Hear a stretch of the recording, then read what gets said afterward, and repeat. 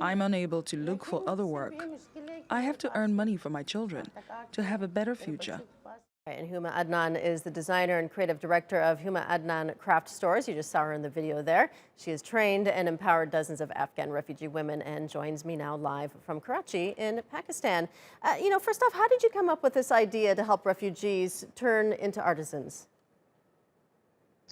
I have always been a supporter of inclusive communities. I feel that giving them any craft and making them sustainable should be the right way for any community, be it refugees, be it any other inclusive community. I have been working with the village women in my country. And when this opportunity came about, and of course, I know the world crisis, the refugee crisis is a huge world crisis. And there are so many refugees living in Pakistan. In Karachi alone, there are 50,000 of them. So when I was approached by UNHCR, they sent me a group of 15 people from different communities, from different countries. They were majority Afghanis, but there were also Syrians, Rohingyans, Yemenis, and there was also some Sudanese in the group. It was very interesting for me to see that there were, people from these women and men were from different parts of the world. But the thing that really interested me was the different craft that they could make for me, because this is what my passion is.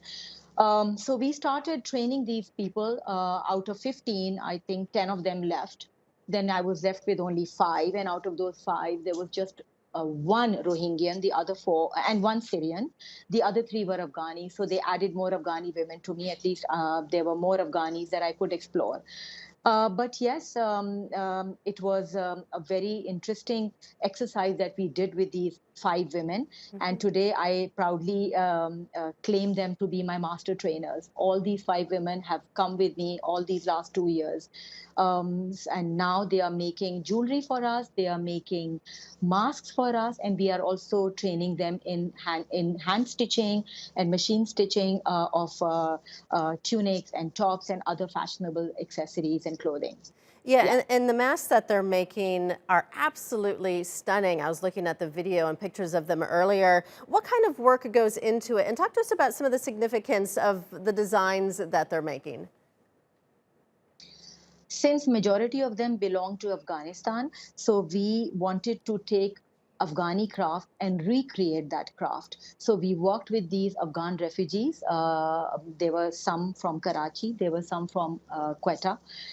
We did our research, and we took out some elements from old Afghani ancient traditions and crafts, and we started doing some embroideries on those masks.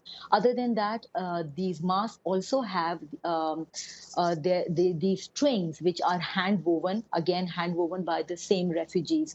So we wanted to recreate age-old traditional Afghani craft on these masks, and we managed to do that, because these women, of course, they were not trained to do that kind of craft, but at least the elderly in their families knew how, some of the stitches that were, passed on to them by their, families and their forefathers. So it was very interesting to see that some of the craft that they recreated was just absolutely gorgeous, especially the women from Quetta who had come from Herat and Kandahar.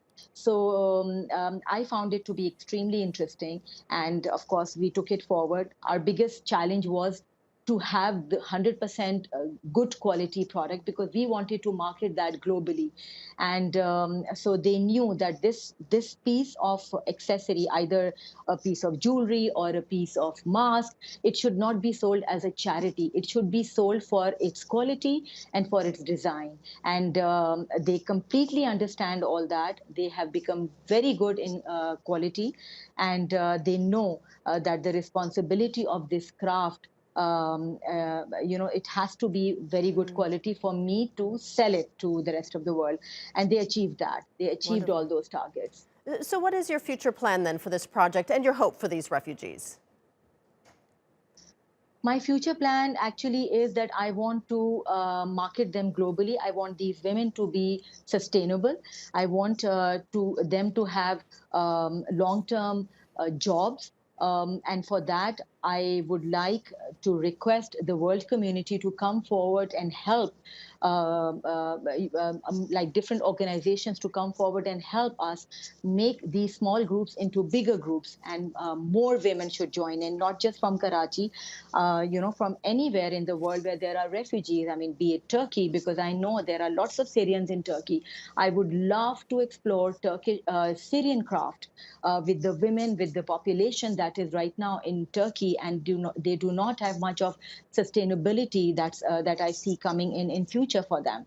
So I think it's going to be a great opportunity that wherever there are refugees, if their craft can be recreated and if they can contribute to the economy of that country, there's nothing better than that. And of course, all that requires voices, and the voices from celebrity, from actors, from celebrity from the global perspective, like Turkish actors and American actors, and all sorts of voices we need to support these women. I think it's extremely important to give them voices right now. Right.